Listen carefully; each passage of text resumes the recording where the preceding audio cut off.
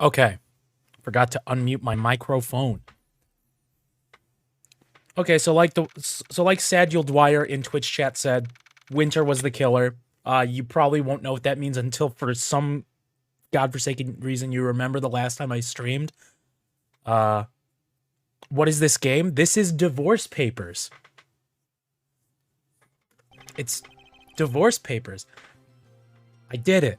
I actually did it. I managed to pull through.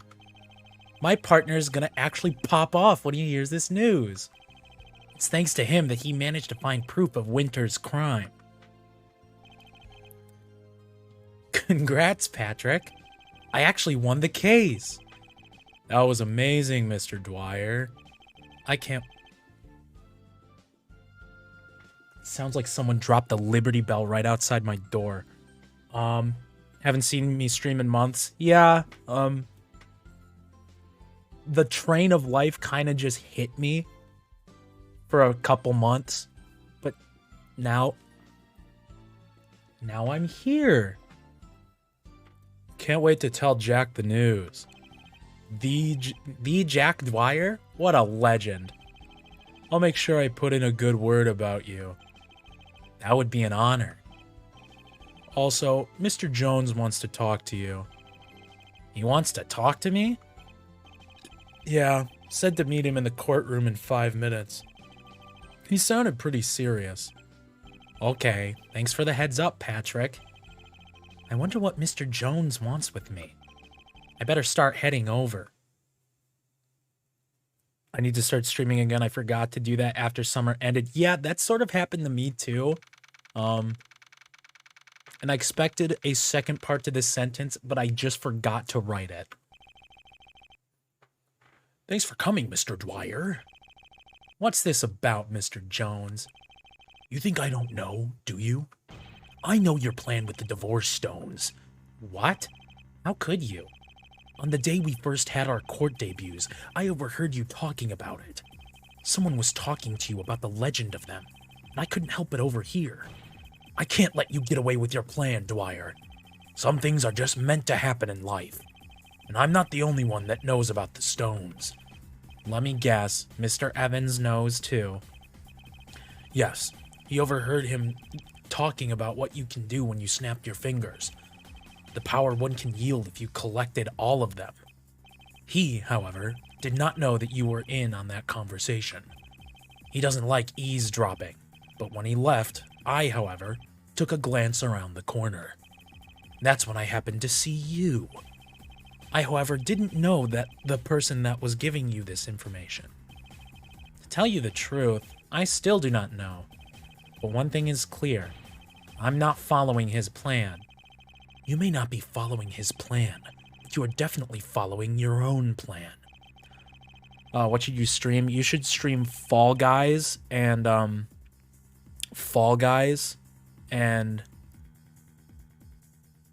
did I say Fall Guys already? Just in case I did, anything but League. Honestly, anything but League. You became a divorce lawyer after that trial, just so you can finish your plan easier. You blackmailed your partner into working with you, and you had him divorce people, just so you can acquire the stones. I don't know your plan, but it can't be good. I'm giving you a chance to stop your actions and forget about all of this. Alright, whatever you say, I'll stop. You win. Glad we can both agree. I didn't listen to him. I was filled with rage. I wanted him dead. So that's what I did in Minecraft. I waited for the right opportunity later that night. As Mr. Winter had to silence Mr. Selkie forever, I had to do the same.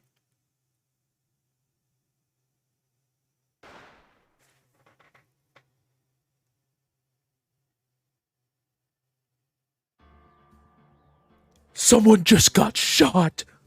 Oh my goodness!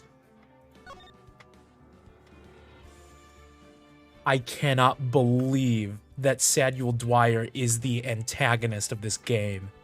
Don't worry, Steven, I will never play League. Thank the Lord. You are forever saved.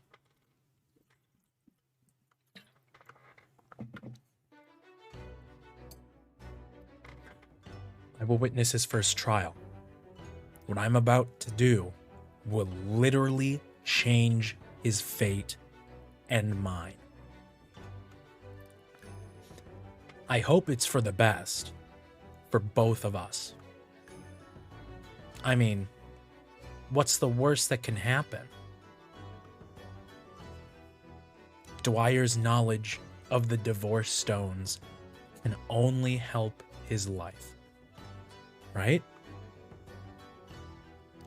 I've mapped out everything that should help him along my path. He's going to need a partner to help him get the stones.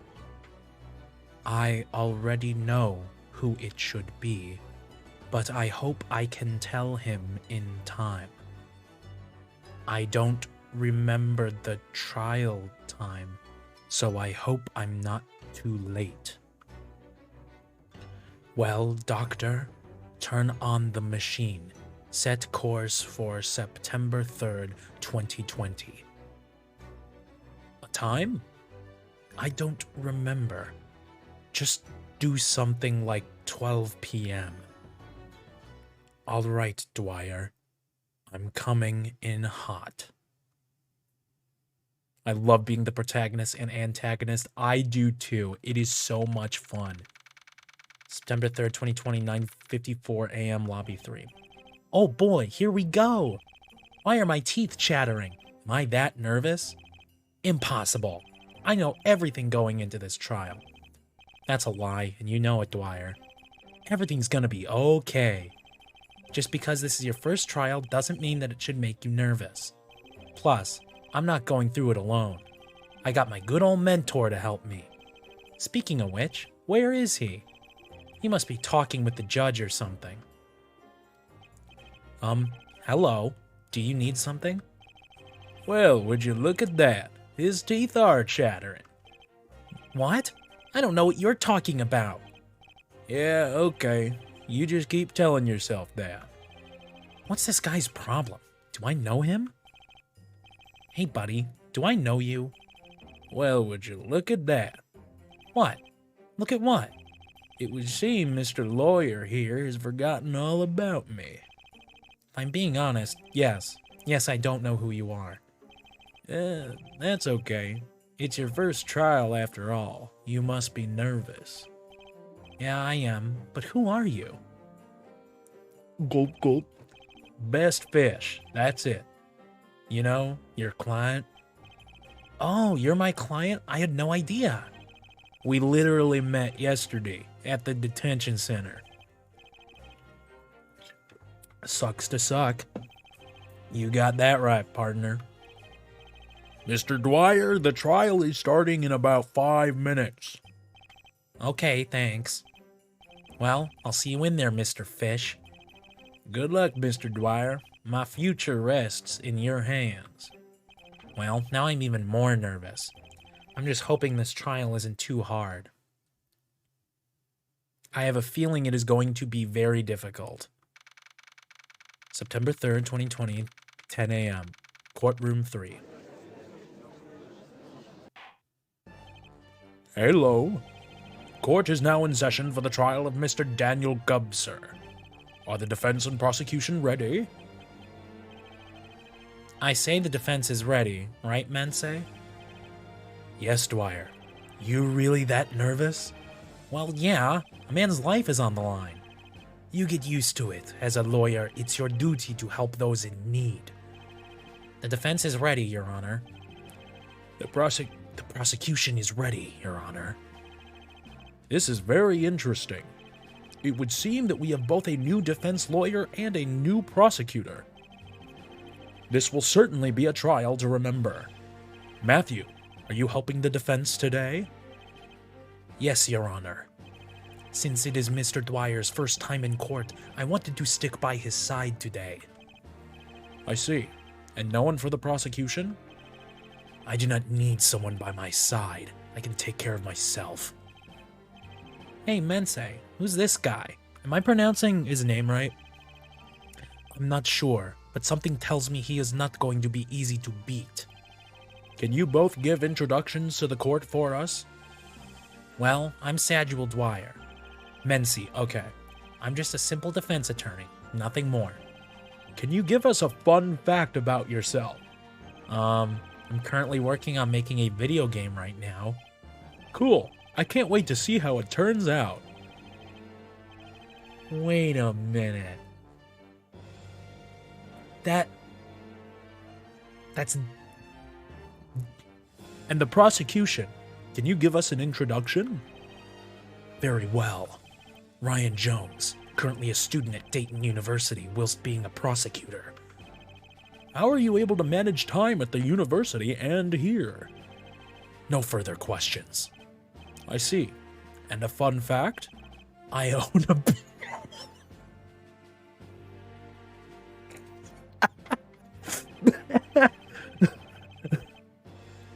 Mr. Dwyer, what chapter are you currently on in your game?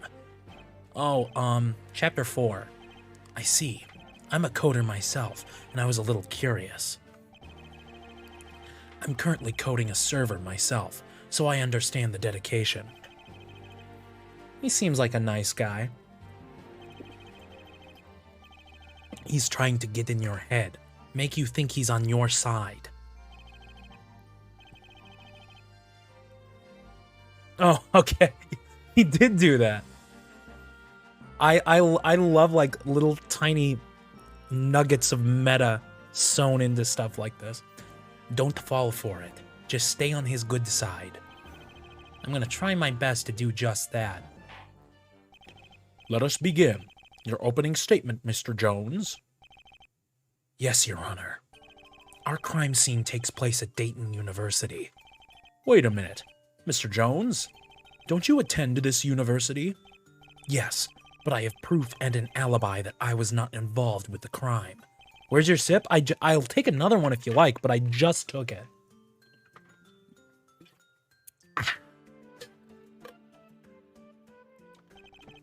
The crime scene occurred in room 103 of an apartment-style dorm building. It just so happened that it was the room next to my own. The ones involved with the crime were having a party at room 103.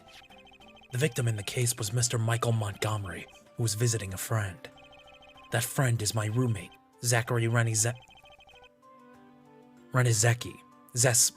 Fuck, I cannot pronounce, like, European last names. Zachary, who will be called later to the stand. Each apartment-style dorm house is 4 people, 2 beds per bedroom. So in this case, Zachary and I share a bedroom, and 2 others share another. Thus, making up our entire dorm room, room 104. Renizecki. Okay, I'll try to remember that. Renizecki. I'll say Renizecki, okay. Your Honor, may I submit the floor plans of our room? It would be a nice reference to see what the dorm floor plans are like. The court accepts these plans. Okay. Let's take a look at those. No, I don't want to present. I just want to look at it. F. Okay. Okay, so this looks to be like a main sitting area, bathroom, bedroom 1, then bedroom 2, and then closet space in each one. Okay. Back. Our other 2 roommates were away at the time and have alibis. Thus, we do not need to hear their testimony. Now, let's talk about the room that the crime did happen in. Mr. Daniel Gubser and Mr. Christian Folks live in room 103 and were at the party. While they have 4 beds, only 3 people live in the dorm. The other member, being Mr. Luke Osiak, wasn't there at the time of the murder. He also has an alibi and doesn't need to come to the stand. I will now submit the floor plans for room 103 where the body was killed. Okay. As you can see from the red X on the map, we can see where the victim died. Okay, let's take a look at this. F. Okay, so according to the plan here, The victim died on the couch of like the central area. Pretty similar layout to the other room, which I'm assuming is just right here. Okay. The victim died on room 103's sofa in the living room. Witnesses say they saw him sleeping there for the night of the party. And when they woke up, he was found dead. So what led the police to arrest Mr. Gubser? You don't get to ask questions in my opening statement, Mr. Dwyer. But since it is a good question, I'll allow it. Danny was apparently the first to wake up the next morning. Even he can confirm. Thus, he found the body. From the witnesses, they don't believe he was killed early in the night. Christian attested to hearing snoring at around 5 a.m. from the 103 living room. The autopsy report couldn't pinpoint an exact minute interval, but it is around the same time. Okay, let's take a look. Okay, so it could have been before 5 a.m. and the snoring was from someone else. Okay. Interesting.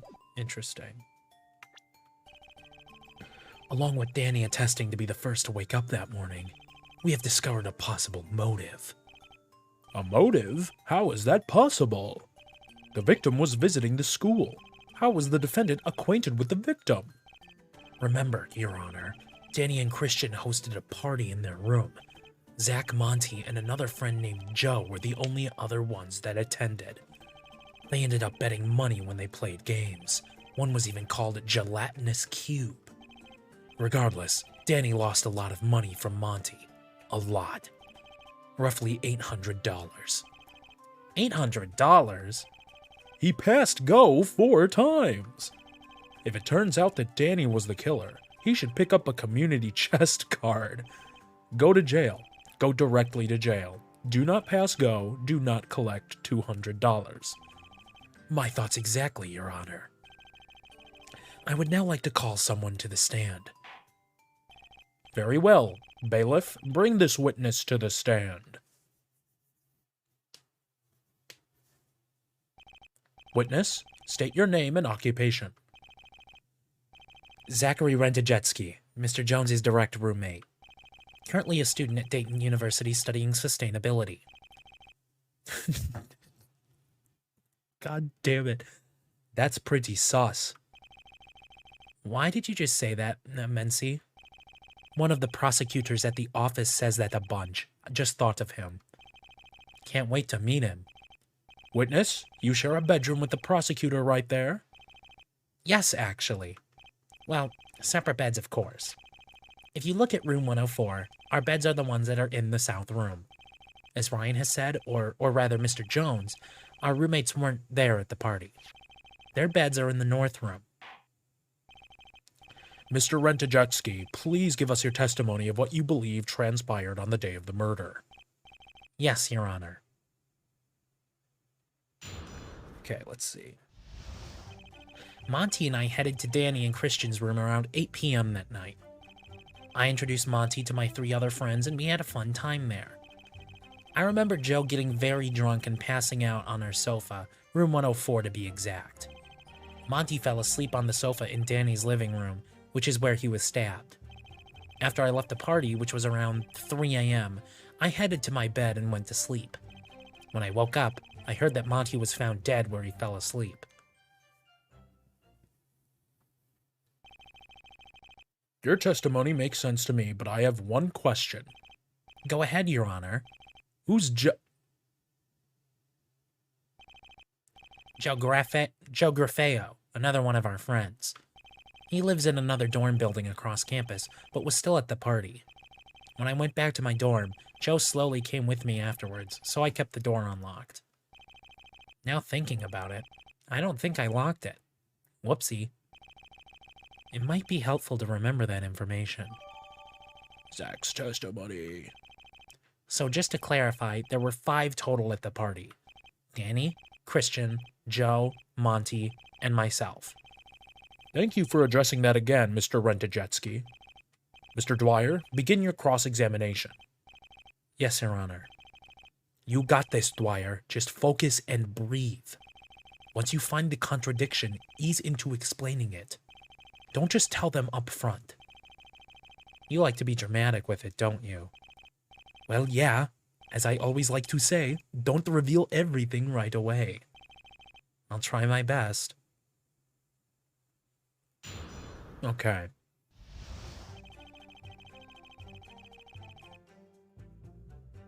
Let's press it.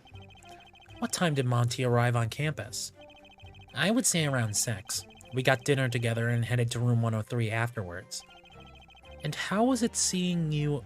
And how was it seeing your friend? It was great. Thanks for asking. It had been a while since I'd seen him, so I invited him to stay for a few days. His school was on break for whatever reason, so I thought, why not? I'm sorry for your loss. Thank you. It means a lot, even if it is coming from you. What does that mean?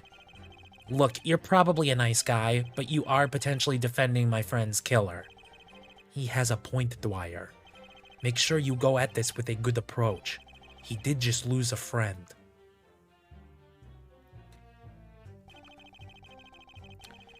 Introduced Monty to my 3 other friends and we had a fun time. Let's press this. So this was the first time Monty had met these people? Yes. Think of it as a welcoming party for Monty's stay.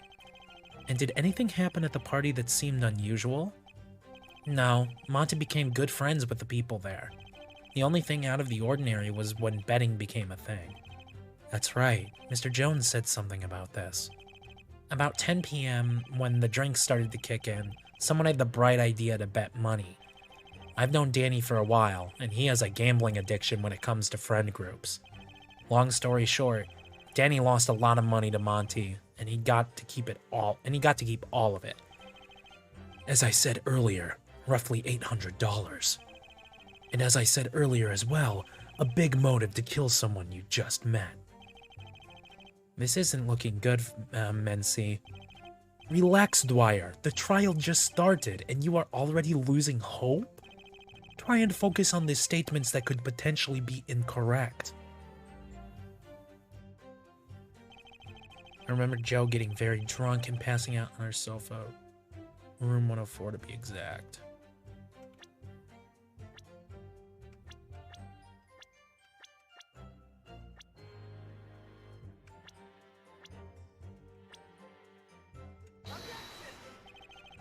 Okay, yeah. I didn't think so. It seems the rookie attorney is already struggling. Okay, so I'm just gonna press that. 8 p.m. 3 other friends. Alright, let's hear more about this. As in Joe Grafeo, correct? Yes, he is also part of the friend group and was at the party. Now, how did he get to room 104, especially if the party was in room 103? I would imagine he walked there. It was all a blur once 3 a.m. hit, but Joe probably wanted to leave because it got loud. I headed back, and Joe followed me shortly after. Regardless, around the same time, we all started to head to bed, so it didn't really matter. I brushed my teeth, and I saw Joe on our couch, so I let him sleep there. I wouldn't want him to walk all the way back to his dorm in that condition. Good man, Zach. Joe has a tendency to wander when he's drunk, but I'm glad he was safe. This is terrific. This is the greatest game ever invented. Monty fell asleep on the sofa in Danny's living room, which is where he was stabbed. So when everyone started to head out, he fell asleep in room 103. I would assume so, yes. When I left, he was on the couch, and in a sleeping position. He seemed pretty okay for the most part. Why didn't he just sleep in someone else's bed? From what I understand, there were 4 open beds across the 2 rooms. This question is irrelevant to the testimony. How come? Because the witness would not know. Only Monty would know, and he is not with us anymore. Also, why would he want to get up from the sofa when he's already comfortable there? I've taken naps on those sofas, and they are quite comfortable. After I left the party, which was around 3 a.m., I headed to my bed and went to sleep. Hold it! From what you said, you live in room 104, and your bed is in the south room. Yes, the one closest to the door. And did you see Joe on the sofa? Yep, as I entered my dorm, Joe was sleeping there. I brushed my teeth, went to my room, and went to bed. Nothing else happened. No, it was simple as that. Oh, you want me to take another sip? I can do that.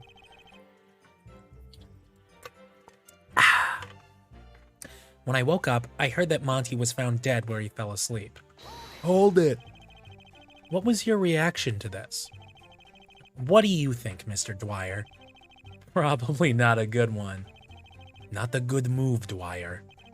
Christian came banging on our door at like 9 a.m. and said that Monty was dead. I have nothing further to talk about regarding me finding out my friend died. The court understands, Mr. Rent-A-Jetski. Monty and I headed to Danny and Christian. Okay, so I need to present evidence somewhere. What do I have? Got a badge. Floor plans.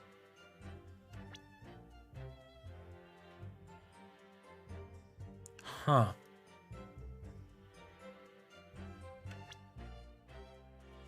Check.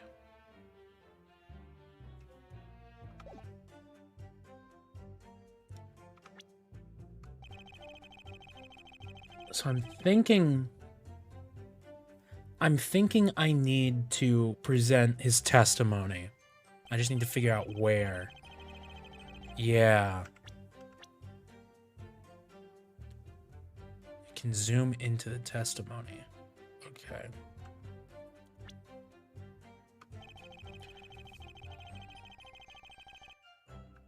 Zoom into the autopsy.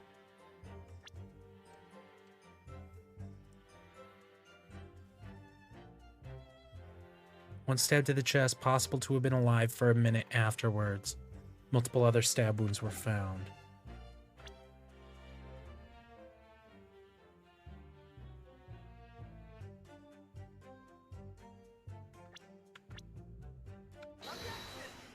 Nope, that wasn't the right one.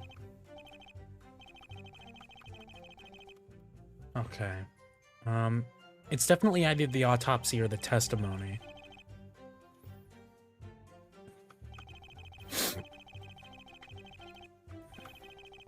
Joe getting very drunk.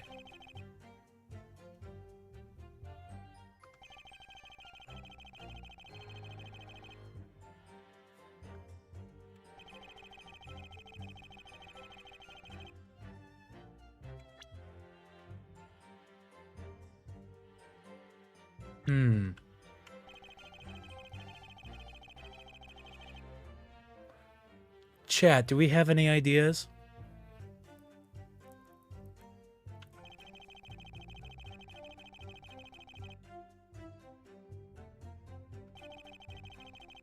Monty was found dead where he fell asleep. You have an idea? I think it should be here.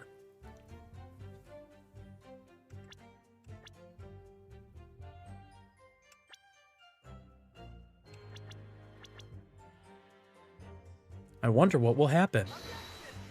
Nope.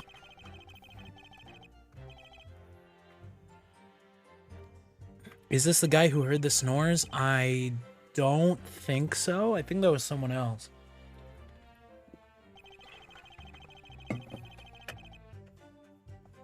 $8 p.m.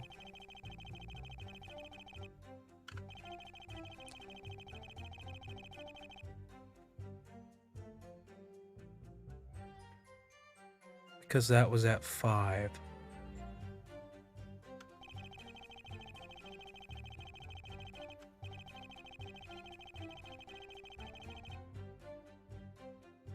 Implying he was still awake. Yeah, I tried presenting his testimony here, but it didn't work.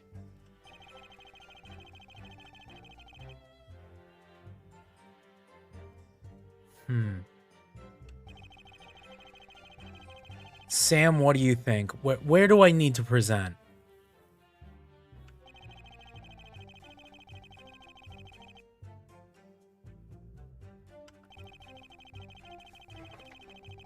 I wonder if I still have more of my yummy Oh, I have more of my yummy sandwich. Mmm.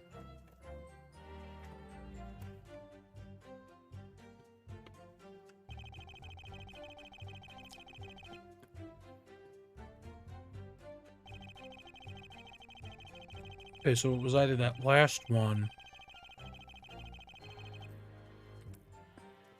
Okay.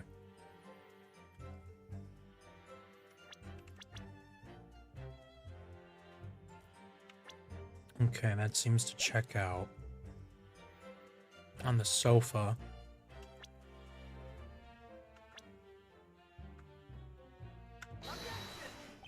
Nope. Okay, so it's not that piece. I don't think it's the floor plan. Either of them. So by process of elimination, it has to be the autopsy. Huh. Okay, present. I think I found something, Mency. Well, don't look at me. Go on. Zach, you said that the victim was found dead on the sofa, correct? Well, yes, that is correct. No one from my understanding moved the body. The police can confirm that the body was indeed found on the room 103 sofa. And Zach, you also said that the victim was stabbed on the sofa, correct? Well, yes. Yes, I did. What if it was possible that the victim wasn't stabbed on the couch? Explain, Mr. Dwyer. Yes, please explain to the court what you are referring to, Mr. Dwyer. I have here the autopsy report that was submitted to the court. In it, it does indeed say that the victim was stabbed to death around 4 a.m. to 6 a.m. But if we also look at it, it also says that the victim could have been alive after. More specifically, around a minute after his stabbing. I don't follow, Mr. Dwyer. What are you trying to say? Mr. Montgomery was found dead on the sofa, but that doesn't mean he was stabbed there. If we line this information up with the autopsy report, it is possible the victim didn't die on the couch. What? Is this really possible? Defense, explain where you are going with this. Yes, Your Honor. While the report does indeed say that the victim was stabbed, it also says that the victim could have been alive for a short period of time afterwards. While the killer stabbed him once, he would have been dead regardless. But the reason he was stabbed multiple times was because he needed to die more quickly. Mr. Montgomery could have been stabbed and killed somewhere else. After all, if he were alive after his stabbing, he could have tried to escape.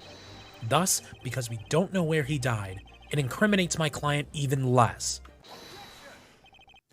Your Honor, do you believe this? 'Cause I frankly don't. Explain, Mr. Jones. He really said, in a nutshell, the victim died on the room 103 sofa. End of story. How come? It would seem our rookie attorney needs some explaining, Ryan. It would seem so. Mr. Dwyer, what happens when a person is stabbed? Typically, they call for help, bleed everywhere, and try to run to safety. Thanks for proving my point. The victim apparently only did one of those, and that was bleed everywhere. Danny and Christian's couch was covered in blood. And to add on to that, blood was not found anywhere else on the scene. You don't say. Well, he still could have died there, but initially gotten stabbed somewhere else. As I said, no other blood was found anywhere around the area. And even if he was stabbed somewhere else, the man would have called for help. And even if he was stabbed somewhere else and called for help, he was on the couch. So basically, you're saying in order to escape his killer, he ran to the couch? When you put it like that, I guess I was saying that. The victim, Mr. Michael Montgomery, was killed where he fell asleep. The killer stabbed him and made sure he couldn't scream to wake everyone else up. The amount of blood on the scene and the complete silence the others heard proves this. So again, Mr. Rentagetsky's testimony contains no flaws and no lies. Thanks, Ryan. Glad I could count on you. Do me a favor and find Monty's killer for me. That's my job, Zach, and I already know who killed him. Danny Gubser will pay for his crimes eventually. Witness, if no one has anything further to add, you may step down from the stand. Thank you, Your Honor. Mr. Jones, you may now call your next witness. Very well, Your Honor. The prosecution calls Mr. Christian Folks to the stand. While the bailiff brings in Mr. Folks, I'm gonna go blow my nose.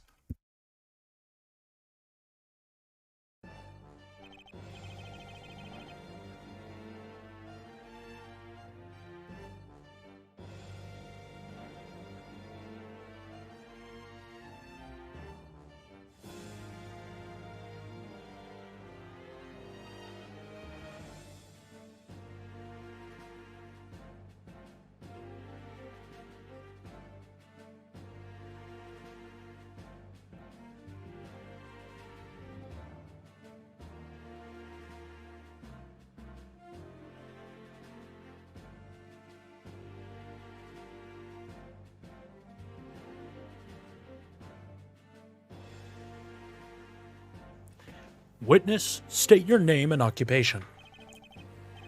Christian Folks, currently a student at Dayton University. To further clarify, I'm Danny's roommate. So we've heard. And what is your involvement in the crime? Nothing illegal, of course. Well, I hope so. Since the witness is Danny's roommate, it makes sense to call him to the stand. And with his testimony, we can further prove that Monty was killed where his body was found. Very well. Witness, begin your testimony. Yes, Your Honor.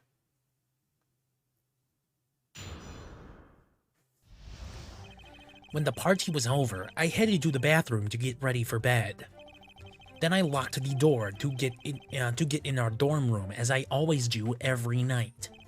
As I did this, I saw Monty sleeping on our couch. Then I headed to bed.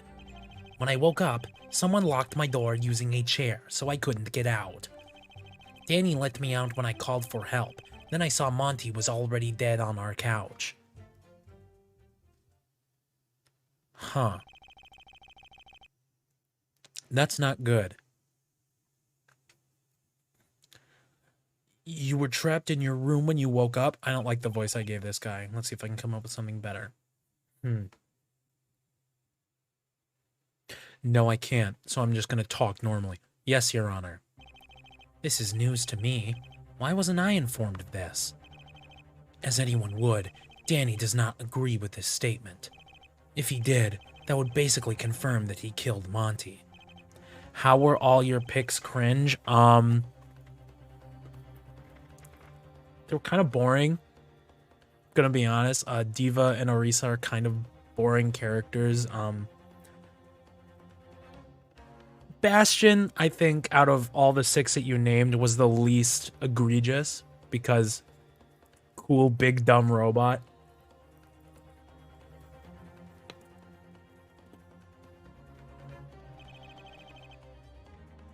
Fuck, that was a massive bite. That was a bad idea.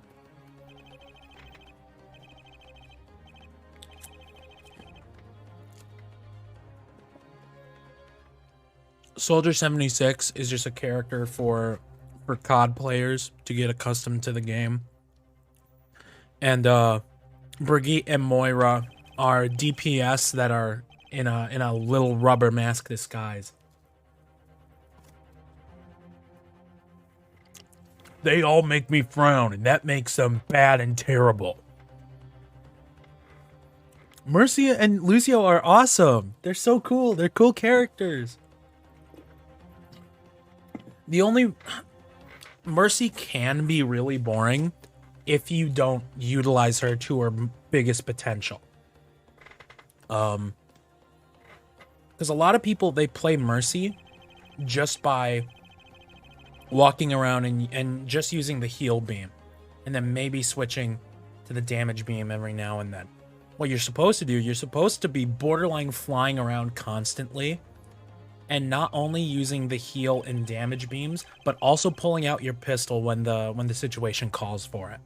A lot of people don't use Mercy's secondary, and they call her a shit character for it, and they're wrong and stupid, and I hate them. Rah! Unfortunately for him, Christian realized before Danny could move the chair. And to further clarify, my room is the south room, and Danny's is the north room. This isn't looking too good, Dwyer. If Christian locks the dorm door every night and was locked in his own room, Danny is the killer. Well, I have faith in my client, and I don't believe Danny is the killer.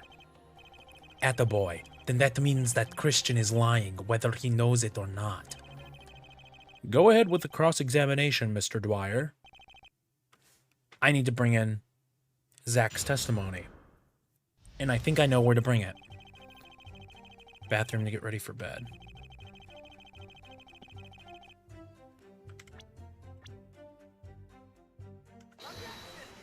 Nope. Damn it, I thought I had something. Fuck, okay. Reinhardt is also what? How could you say that to me? What? Nuh-uh. He's cool and he charges and now I have to take a sip and now you're not gonna get to hear what the rest of this thought was. Mr. Dwyer, get some help.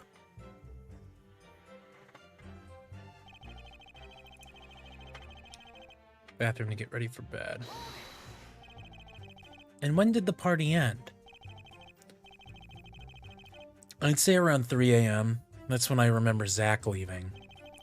Zach said the same thing, that the party ended around 3. Could you go into more detail of what you did right when it ended? I mean, sure. Danny went to his room around when Zach left, and I headed to the bathroom. I did my duties in there and then walked out into the living room area.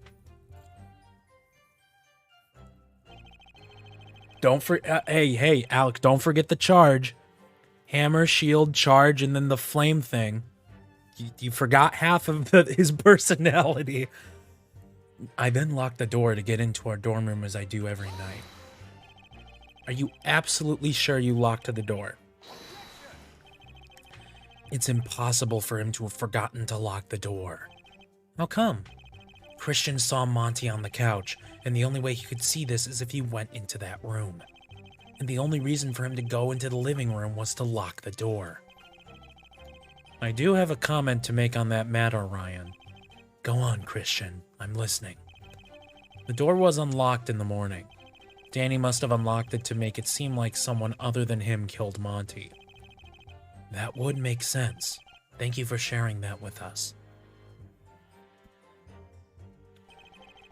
Did this, saw Monty sleeping on the couch, and then I headed to bed. You for sure saw Monty on the couch.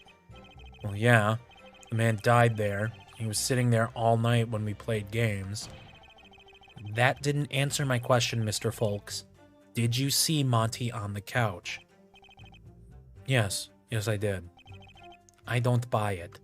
If he really saw him, he would have said that when you first asked him. That's what I was thinking, but I have nothing to prove that he didn't see him.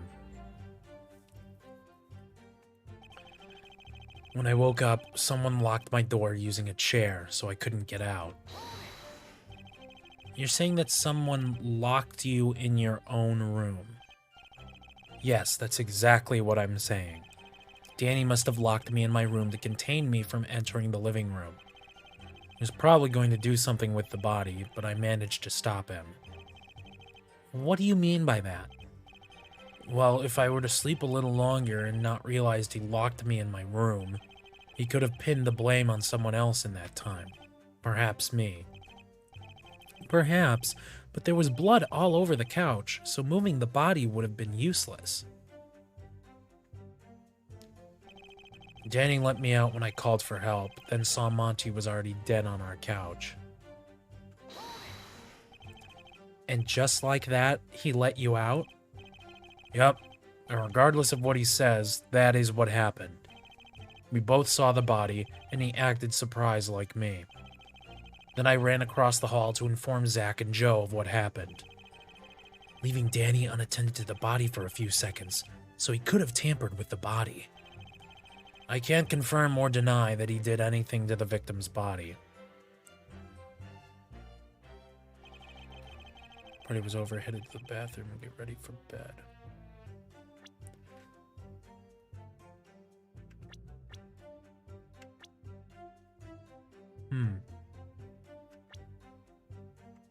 Let's see if I can use Zach's testimony when he mentioned, if he mentioned that the door was unlocked at any point.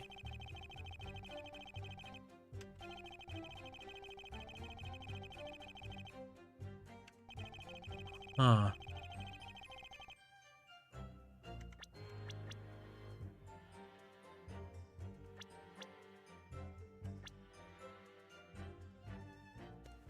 Wait a fucking minute. These doors open inward. You can't lock one of these doors with a chair.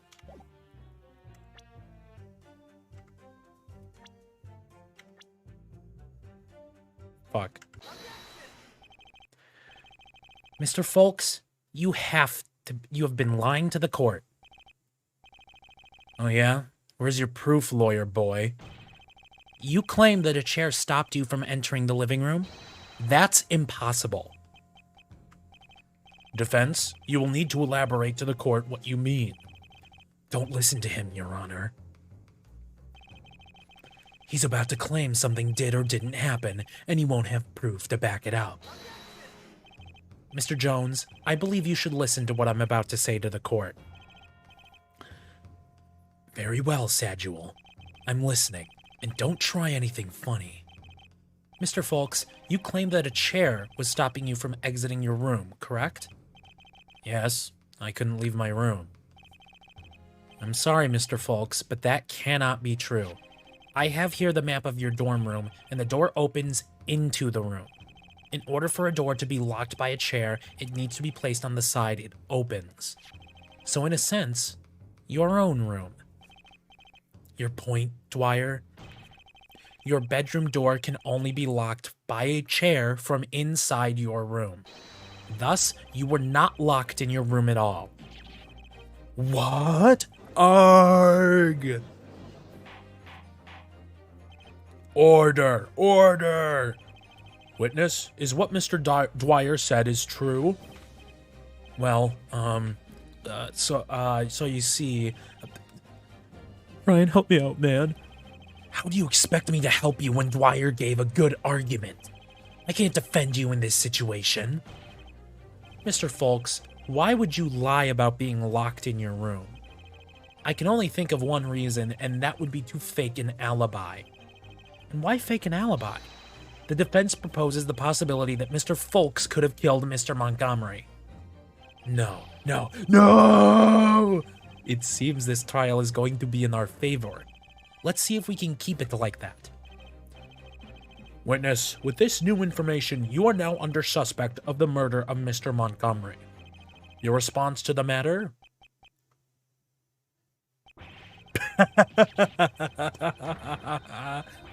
He's laughing. He's now a suspect and he's laughing. This trial cannot go on like this. What do you mean? You have nothing. Nothing. You think I did it? I only made a fake alibi to make sure I wouldn't be suspected. It was still Danny that found the body, and it's still him on trial. I know I didn't do it, and the only other option was Danny. You probably don't want to hear this, Dwyer, but he's right. You have no concrete proof that Christian killed Monty.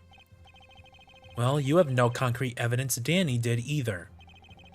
He is still the main suspect of the crime, Dwyer. And don't forget that motive they found. Right, but that shouldn't be enough. Even if it isn't enough, it's still more than the allegation that Christian did it. You hear that, Dwyer? You got nothing on me. If there's only one thing that works in the courtroom, it's evidence, and I have nothing. We need more witness testimony. Mr. Jones, were you intending to bring another witness to the stand? Yes, I was going to call Joe to the stand. Before you do that, Mr. Jones, I believe a brief recess should happen. Mr. Folks, you are still under suspicion of killing Mr. Montgomery. Do not forget that. Yes, Your Honor. The court will resume in 10 minutes. Oh boy, saved progress. 11:13 a.m., Lobby 3. So things seem to be going in our favor. The possibility that Christian committed the crime has arisen. Do I believe it? I don't know yet. But I hope Joe can help us shed more light on what happened. Hey Danny, how's it going? Shh. Listen, do you hear that? What are you talking about? I don't hear anything. 'Tis a shame. I guess only a few can hear John drinking water. I'm sorry? I guess you had to be there. Apparently. Danny, is it true that you lost that much money? Yeah, I lost a lot of money to Monty. So we have heard. But I didn't kill him. I'm a man of my word. I'll just hope Joe can say something to get me off the hook. I hope so too. Did you hear the news though about Ryan? Call me a harlot again and I'll mute you. No one knows about the John Drinks Water YouTube channel? Why is there a cap so that people don't have to spend all their channel points in one go? They could save it for later, like a nice little capital earning.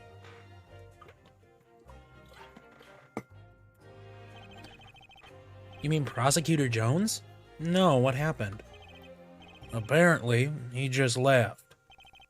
What else can you do with channel points? That's actually a good question. Let me check. Well, you can't do Funny Mike or the Office Jello button because I don't have any of those with me. If I happen to be playing a game that I could choose a character for, you could request what character I play with character request. You could use voice acting challenge, but I'm sort of doing that already. You could choose who we end up rating at the end of the stream, and at the end of stream, and you can end stream with 100,000. Yeah, he just went up to the judge and said, "I'm leaving." He does that sometimes, but I don't know why. Mr. Dwyer, the trial is resuming in about 5 minutes. Okay, thanks. Well, I wonder how this will turn out. Good luck, Mr. Dwyer. What happened to Prosecutor Jones? I hope nothing bad happened. I would never wish harm on another soul. Then ending stream is Sips. Well,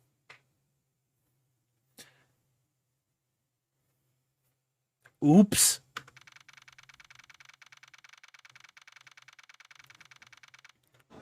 Okay, back in the courtroom.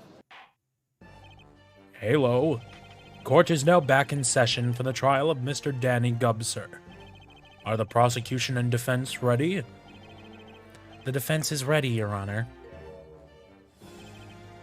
Hey, Mency, where's Prosecutor Jones at? I couldn't tell you. Man just said I'm leaving and really left. It would seem the prosecution is not ready. Because of this, we will have to postpone the trial.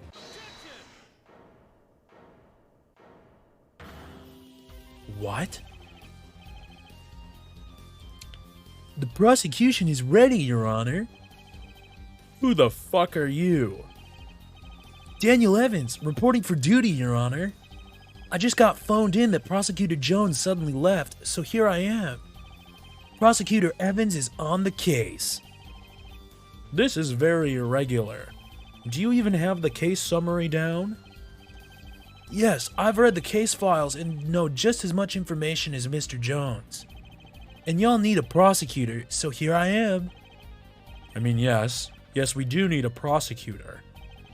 This is your first trial, correct, Mr. Evans? Yes, Your Honor. Could you perhaps give an introduction to the court? Daniel Evans, anime lover, kinda stupid, and loves anime. And a fun fact? I love anime. Amazing! I didn't think you could do it. Well, I guess I will start again. Are the defense and prosecution ready? The defense is ready, Your Honor. The prosecution is ready to rock and roll. Very well. Let us resume the trial. Mr. Evans, can you give us a recap of what happened? Yes, Your Honor. As we have learned, our friend Monty died on room 103's couch. Zach left the room before the others went to sleep. The others can confirm this. The other members, being Christian and Danny, went to their respective bedrooms to sleep. We have learned that Christian made an attempt to lie to the court. Dwyer proved that Danny could not have locked Christian in his room.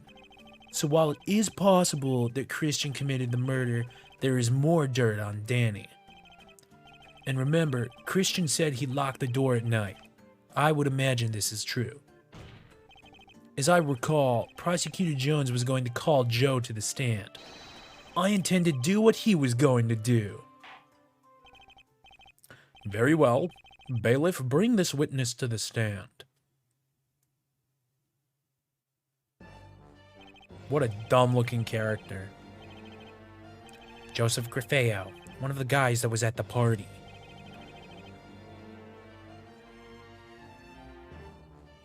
What the fuck am I looking at? I attend Among Us University. Wait, no. What I meant to say is that I attend Dayton University. I live at a different dorm building and slept with the guys I came with the guys because I was really drunk. I was looking into your files, Mr. Grafea, and something struck me. The word Dayton looks like Among Us for you, correct? Yes, that is correct. Quite frankly, I don't remember much of that night. If that's the case, get off the stand. That won't work on the defense, Mr. Evans. Right. Right, Dwyer? That's right.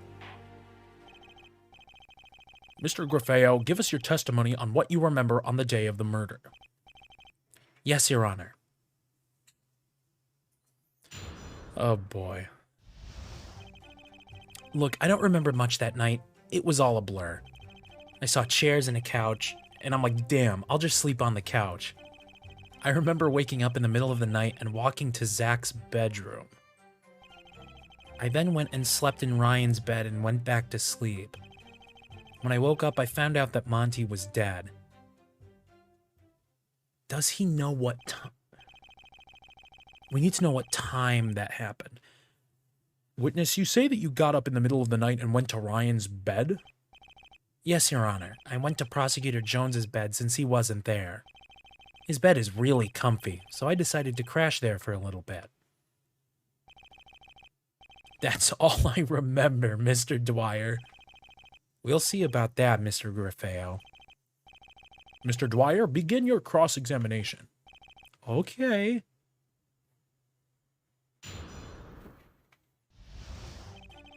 Okay, so we're going to do what we do best first and press everything. Then what do you remember? I literally just told you what I remember in my testimony. Yeah, that's right. What made it all a blur? Look, man, I got really drunk. All of it still feels like a dream. I'm just glad I didn't head back to my dorm. I would have stumbled all the way across campus just for my bed. We are glad in the end that you were... What? We are glad you in the end were safe and sound in capital cities. What? What the fuck does that mean? I saw chairs and a couch, and I'm like, damn, I'll just sleep on the couch. Was there a reason you chose the couch instead of Prosecutor Jones's bed? No, not really. I saw the couch, and I'm like, bro, I really just want to pass out right now. There probably isn't a reason he preferred a couch over the bed at the time. And just like that, you fell asleep on room 104's couch? Yeah, I fall asleep pretty quickly, and it was probably around 3 a.m. when I did. That lines up with what Zach claims. Okay. I remember waking up in the middle of the night and walking to Zach's bedroom.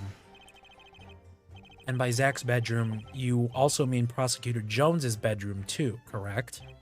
Yes, they both share the same bedroom, which is the south bedroom in room 104. Do you remember walking to the bedroom? Honestly, no. I could have easily have just sleepwalked to their room.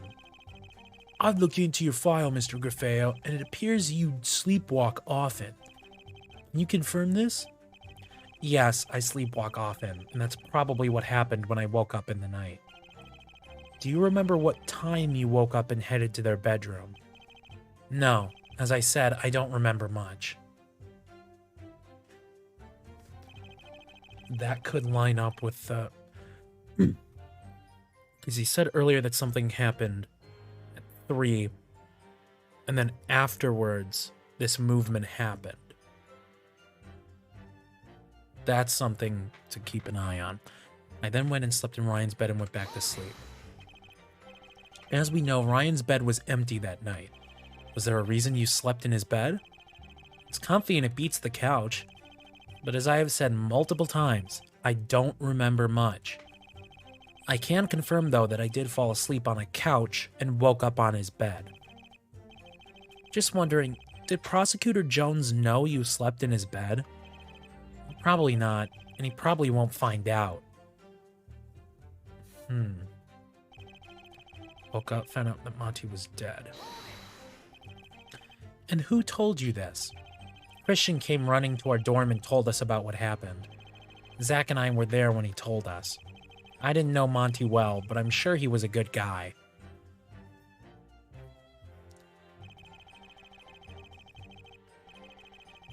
Chairs and a couch.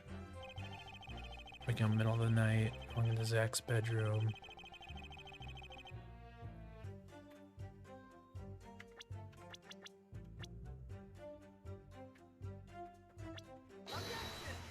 Nope, not there.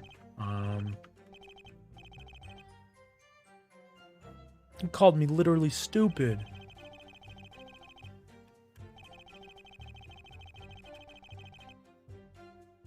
Let's take a look. The floor plan's up, chairs and a couch.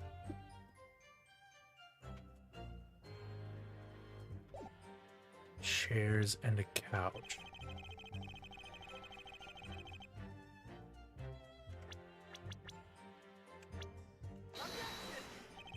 Nope. Okay. I haven't used Zach's testimony yet.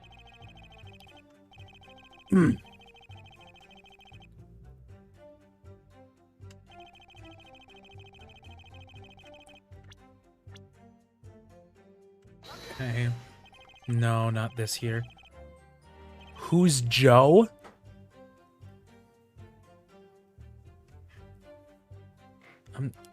I'm not sure if I should answer that question. I think that would be considered murder if I did that. No, Joe is this character right here. Joe Grafeo, the current witness on the stand. Waking up in the middle of the night, walking to Zach's bedroom.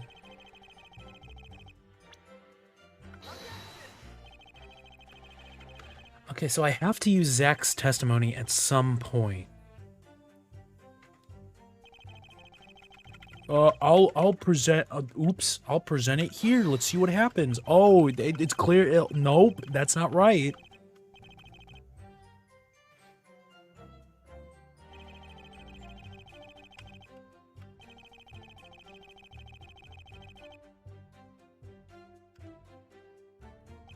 Okay, and this was... Which room was this? Walking to Zach's bedroom. Okay. Wait a minute. There's only one chair in this room.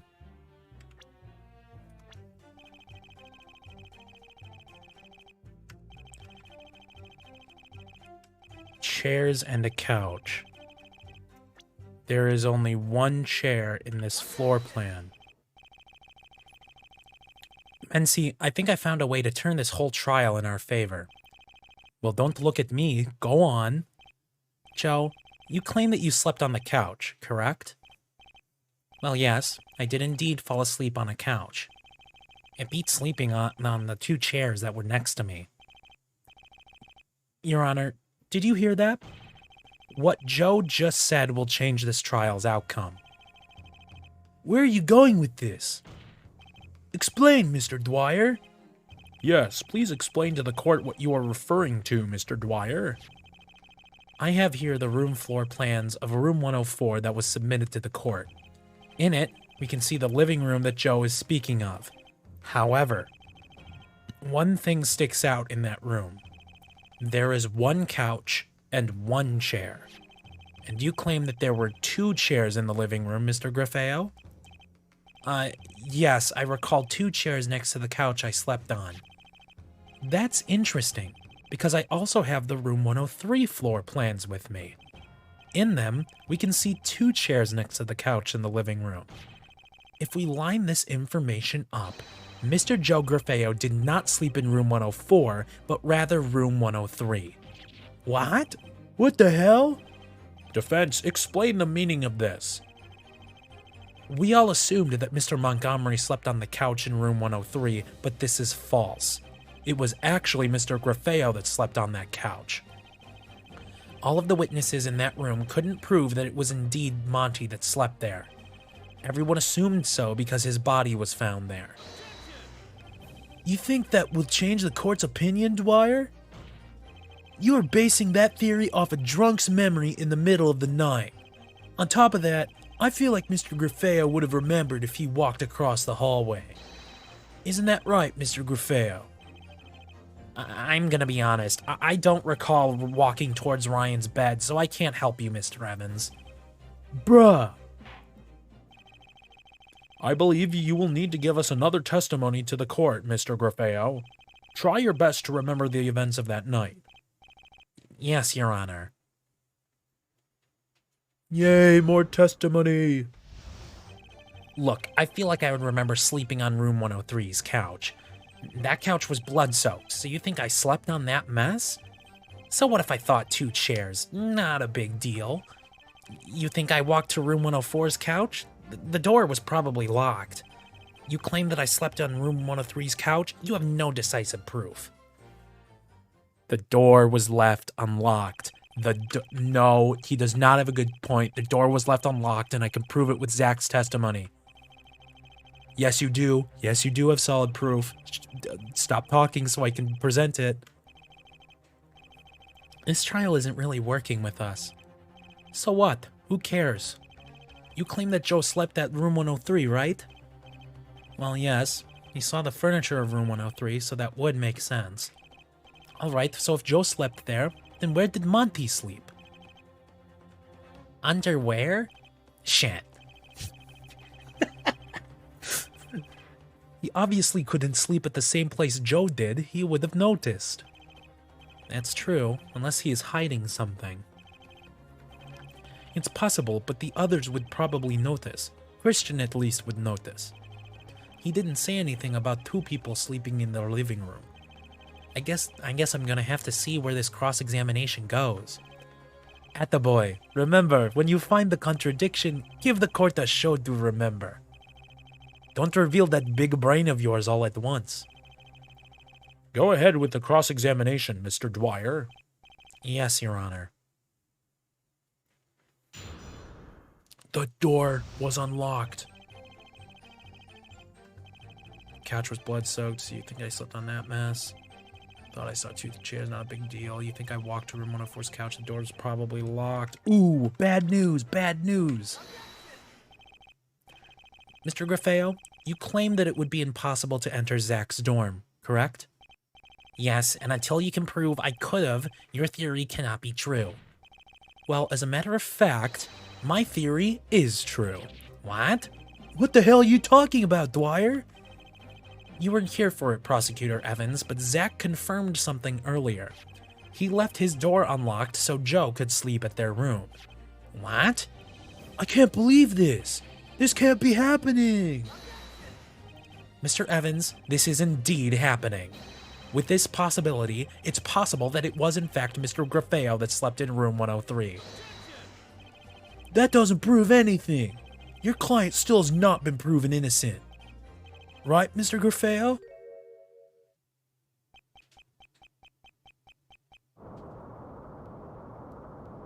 He's gonna fart. Oh my god, it's even worse. He's laughing. I remember now. What? What are you talking about, Mr. Grafeo? I remember everything. I did in fact sleep in room 103's couch. This can't be happening. Order! Order! Mr. Grafeo, you recall what happened on the night of the murder? Yes, Dwyer managed to help me remember what happened. Dwyer did no such thing. You just remembered what happened? You just remembered what happened? I call bullshit on that matter, Your Honor. You're saying the witness is incorrect right when it would help my case. Mr. Grafeo, talk about what you remembered. I fell asleep on the room 103 couch. I remember the decor around me when I shut my eyes. Maybe a few hours later, I woke up and thought about sleeping on one of the spare beds. I opened Christian's bedroom door to see if his spare bed was available, which it was. Even though it was, I thought about sleeping in Jones's bed. So I left Christian's door open and left room 103. I entered Zach's dorm room and into his bedroom so I could sleep on Ryan's bed.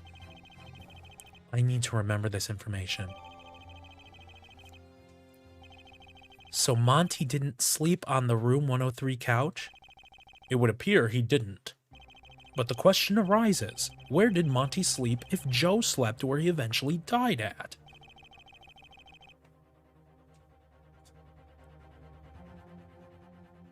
Could have been the room 104 couch. I don't think it was Danny's spare bed because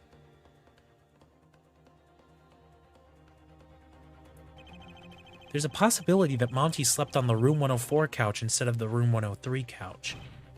Joe, do you remember seeing a body on the couch when you entered Zach's dorm room?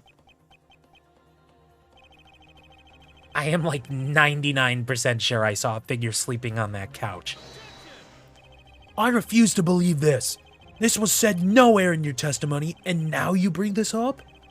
Dwyer helped me remember this. I thought it was all a dream, but it was in fact reality. Your Honor, if Monty slept on the room 104 couch, I believe a witness needs to come to the stand. What witness are you referring to, Dwyer? All of the pieces are starting to align.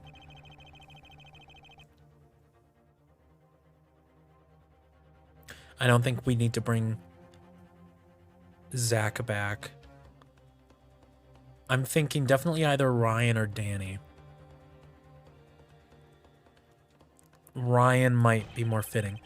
We need to call Ryan Jones to the stand. What good would that do? The man has an alibi, and last time I checked, he left the court. It would be impossible to find the man. Maybe he left because he's the killer. I've been told he does this on the regular. Fair enough. It seems he has a way of leaving. Actually, Your Honor, we need to call another witness to the stand. Okay, so it has to be Danny. We need to call Danny Gubser to the stand. What good would that do? Okay, no. Not even believe anything. Okay, so we gotta bring Zach back? Why? Huh. Why would we need to bring Zach back?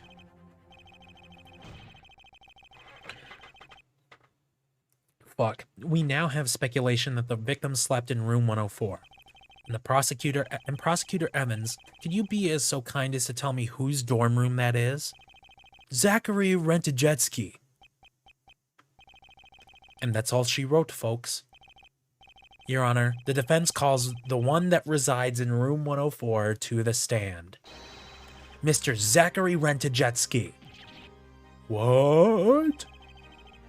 You're serious, aren't you? If Monty did indeed sleep in room 104 instead of room 103, this shifts things. Mainly, who was in close proximity of him? If Joe here was the killer, he would not have said Monty slept in the same dorm room he did. So this leaves one other individual, Mr. Zachary Rentajetsky. The prosecution refuses to accept this. You claim that the one that took Mr. Montgomery's life was his own friend?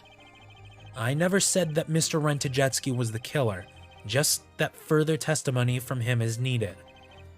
Your Honor, I don't know if I accept this request. Especially if this knowledge came from this deranged man. Monty's body was found on the room 103 couch and with it covered in blood. Hasn't it already been established that the body couldn't have been moved? While I don't know for sure, we cannot throw away the possibility. Don't you want to find out the truth, Mr. Evans? If you think this is a fairy tale I speak of, call Mr. Rentajetsky to the stand. You'll be able to see my theory crumble right in front of you. The defense has sold me. I request Mr. Zachary Rentajetsky to come to the stand. Looks like Dan bought that tactic of yours. Let's just hope that we are on the right track. Very well. Bailiff, bring this witness to the stand. Hello, Zach. It seems you have been called to the stand once again, Mr. Rentajetsky. It appears I have. And quite frankly, I'm a little annoyed at this. You think I killed my best friend? I have no motive and no evidence to support you. No evidence to support your claim of this theorized killing. While that may be true, we believe that further testimony is required from you. Again, give us why you believe the killing could not have happened in your dorm room.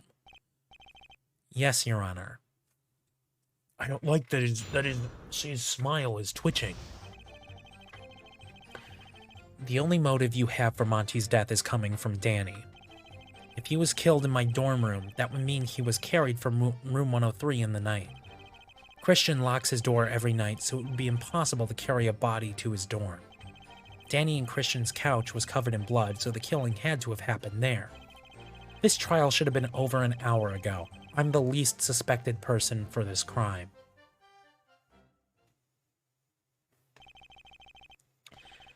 I hate to say it, Mr. Dwyer, but the witness's testimony seems to be right. I'm sorry we called you to the stand, Mr. Rentajetsky. That was a bad decision from the start. As you can see, Dwyer, there's no room for debate. The defense has a right to cross-examine the witness. And Mr. Dwyer here will do exactly that, right? Yes, I will. Very well. Begin your cross-examination, Mr. Dwyer. Yes, Your Honor. Okay, so I know I have to use... The only piece of evidence that I haven't used so far is Joe's testimony. Okay. Middle of the night. Was killed in my dorm room, that would mean he was carried from room 103 in the night.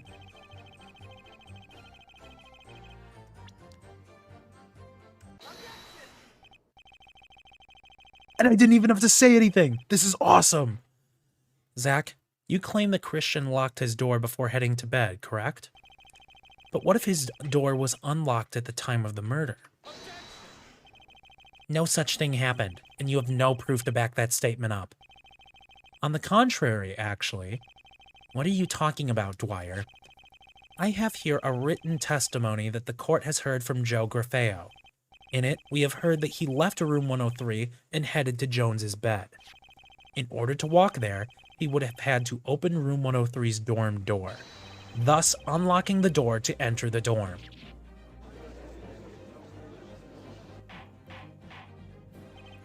Order! Order! Mr. Dwyer, explain. The defense will do no such thing. Mr. Dwyer explaining a possibility will get us nowhere and only delay a guilty verdict. Actually, Mr. Rentajetsky, all possibilities should be examined.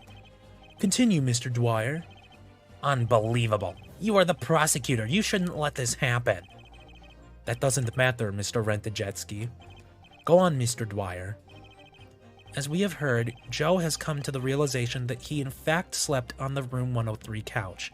In order for him to walk to your room, Zach, he would have had to unlock the room 103 door. This then disproves your argument that no one could carry the body to where Monty was found dead. And with that, I have come to one conclusion. I believe it was Mr. Rent-A-Jet-Ski that killed the victim, Mr. Montgomery. You have no proof, Dwyer. This is all speculation. Witness, I believe one final testimony will need to be said. This trial has gone on long enough. If no new decisive proof or information is given, a guilty verdict will be declared for Mr. Gubser. Does the defense understand? I understand, Your Honor.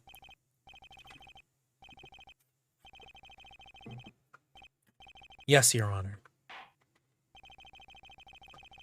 Okay, here we go. You have nothing against me. Nothing. You claim I killed Monty in room 104? No blood was found on the scene.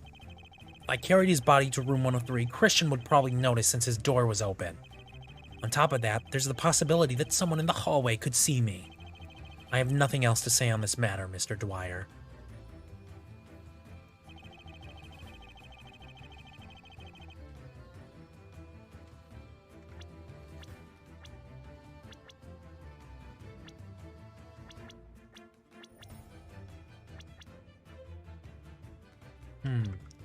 There's a piece of evidence I haven't used yet. I've used this.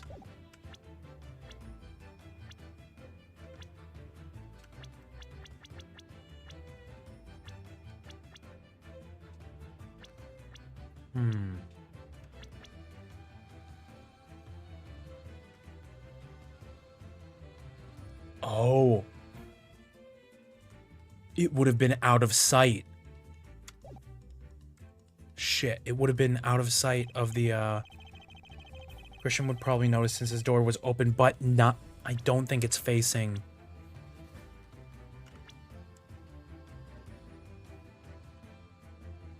This room, maybe, but I don't think this is Christian's room. I think the one on top is Christian's room. Nope, never mind. Smart pills are wearing off.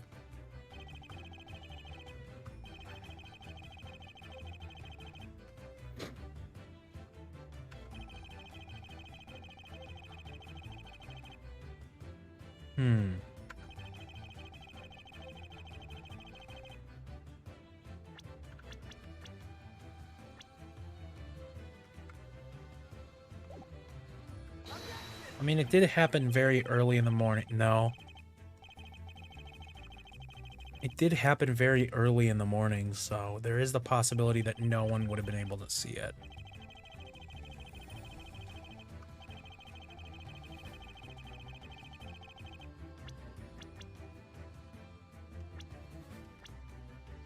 Already used those.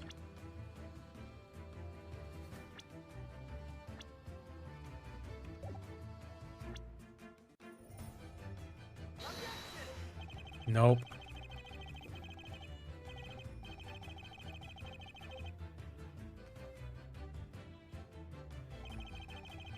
It's not, I don't have to present anything here. Oh, I should probably press. I should probably do that. That would be a good idea. Motive or not, you could still be the killer. Don't pull the people killed for motives we don't understand bullshit on me. You keep running in circles, Mr. Dwyer, and that has gotten you nowhere. Regardless, we can easily find a motive later, but right now, we don't need one. Having one would definitely help your case, however, you don't have one. Thus, your little game will soon be over. We'll see about that. No blood was found on the scene. Perhaps you cleaned it up and we simply cannot see it. That would not be possible, for the forensics team did a luminol test in both rooms. No traces of blood were found on various objects, including room 104's couch. There you go, Dwyer. Curious body room 103. Okay, let's press this. It's possible Christian couldn't hear you. After all, he was asleep. You have no proof. And with that, you can't keep questioning this topic. Prosecutor Evans, did the defendant ever testify to hearing something in the middle of the night? The defendant never stated hearing anything while sleeping. So either the body was not carried to the couch, or the killer did so quietly. Drop the topic, Dwyer. You cannot get anywhere with this line of questioning. Zach is trying to dodge this statement. Why? Press further. Mr. Rentajetsky, you are trying to dodge my questioning for this statement. Why is that?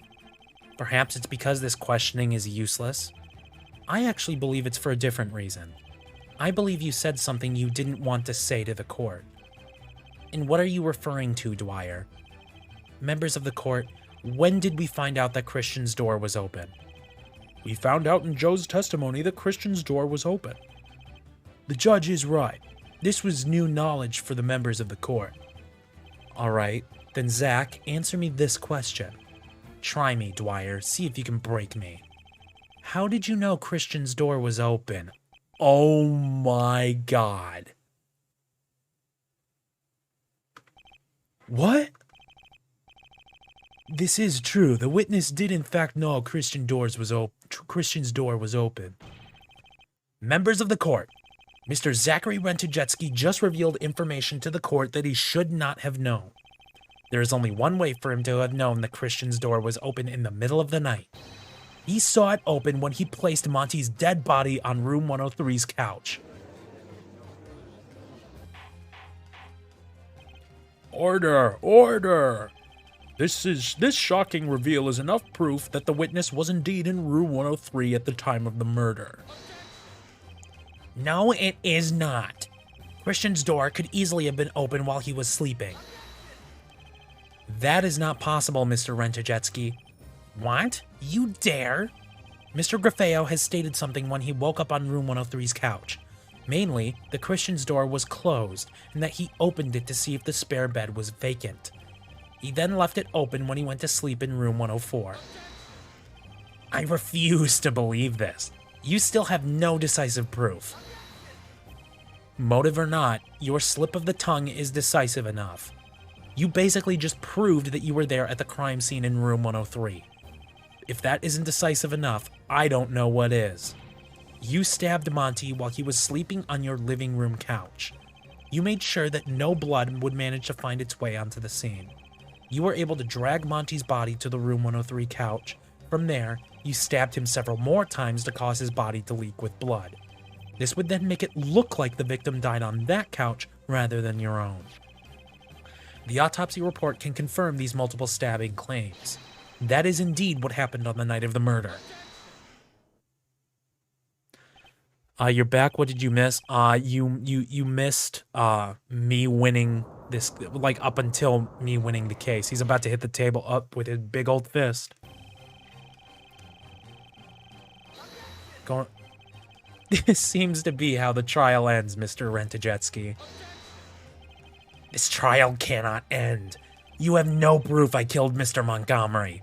You have no proof of a motive. You have a theory backed up from a drunk man during the time of the murder. You have theories that cannot be proven. Prosecutor Evans, do you not agree with this, that this trial is nothing but a farce? Leave me out of this. My job is to prove the defendant guilty, but currently I believe you committed the crime. What? How dare you? Your Honor, I believe a not guilty verdict for my client should be in order.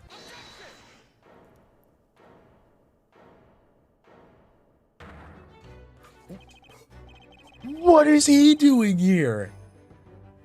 Your Honor, this trial needs to take a recess immediately. What? Who are you? That doesn't matter, Your Honor, but this trial needs a recess. I can't explain why, but I have information that the defense needs to hear. Information I need to hear? Your Honor, please, it would only be around 15 minutes. This trial has gone on long enough. Fine, 15 minutes, but this will be the last recess. Thank you, Your Honor. The court will resume in 15 minutes. What the hell?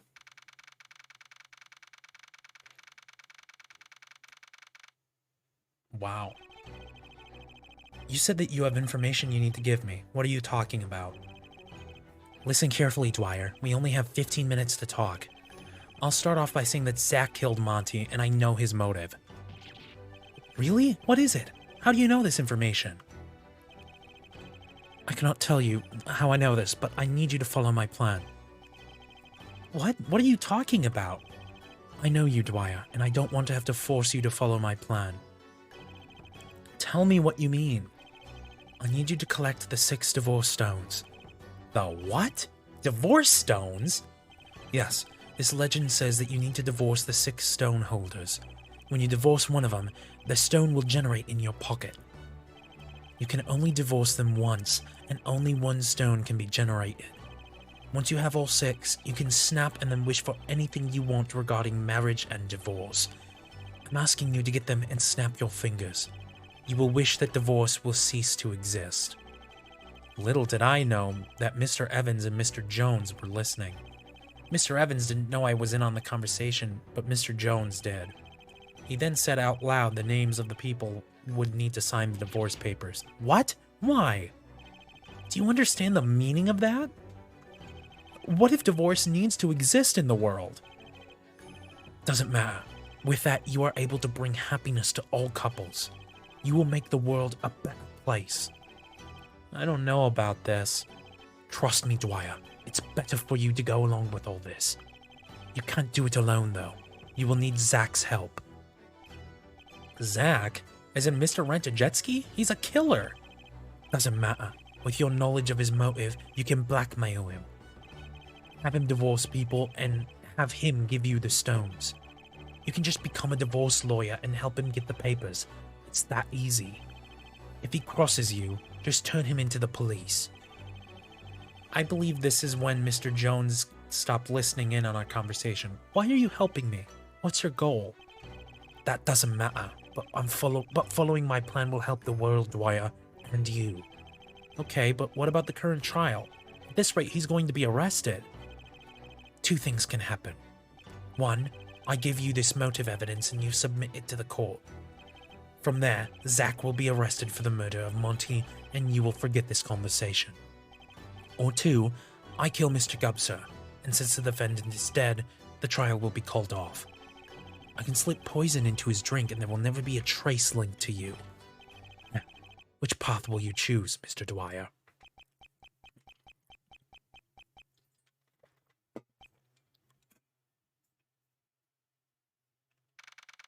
September 3rd, 2020, 12:26 p.m., courtroom 3.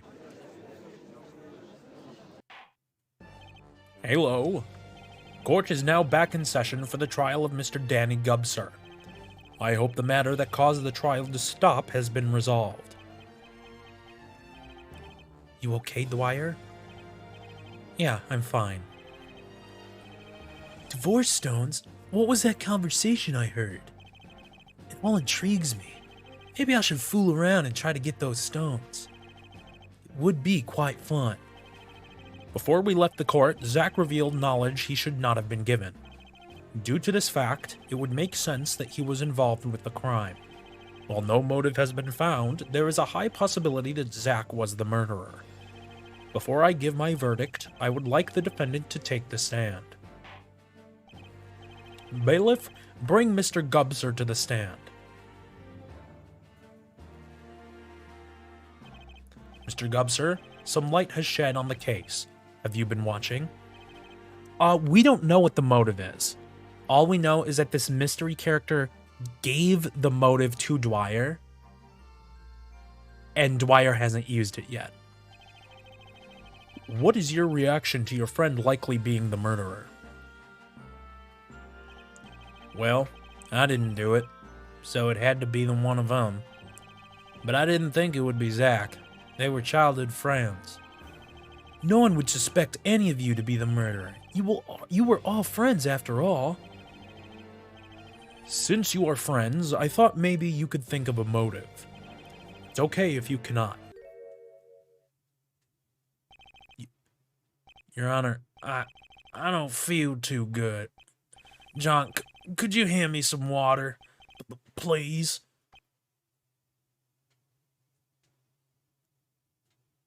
Oh my god. Dwyer, what did you do? No, Dwyer!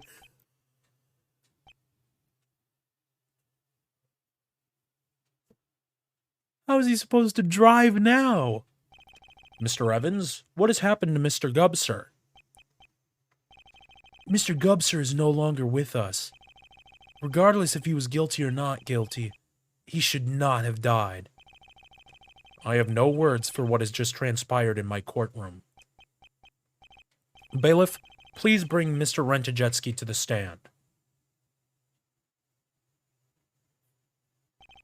Mr. Rentajetsky, I'm praying that what just happened in the courtroom was not your doing. I can assure you it wasn't, for I was being detained the whole time during the recess. Because of what has transpired from the court and the actions that have happened, the trial is over, and no more proceedings for it can commence. I'm praying as well that you had nothing to do with Monty's death or Danny's death.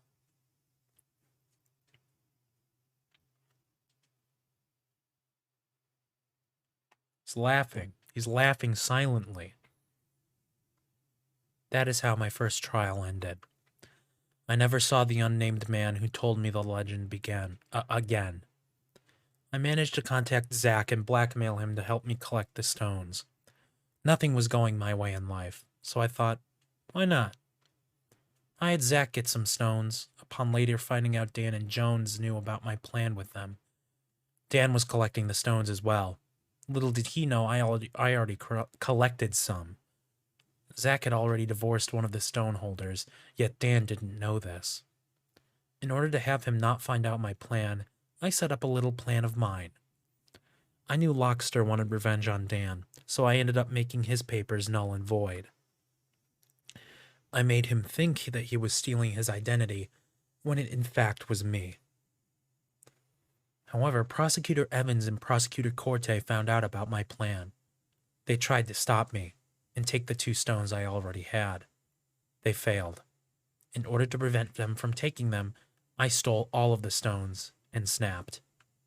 Due to my snap, I caused all married couples to vanish. And with that, I vanished into a portal and left without a trace. And that is the story of Saduel Dwyer, so far. Do I regret my choices so far? No. Is there more?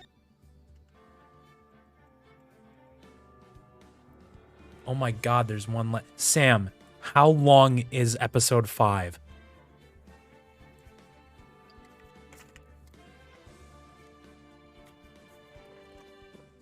Do you know how long it is? An hour and a half? Wow. What time is it? I think episode 5 is something we are going to have to save for another stream.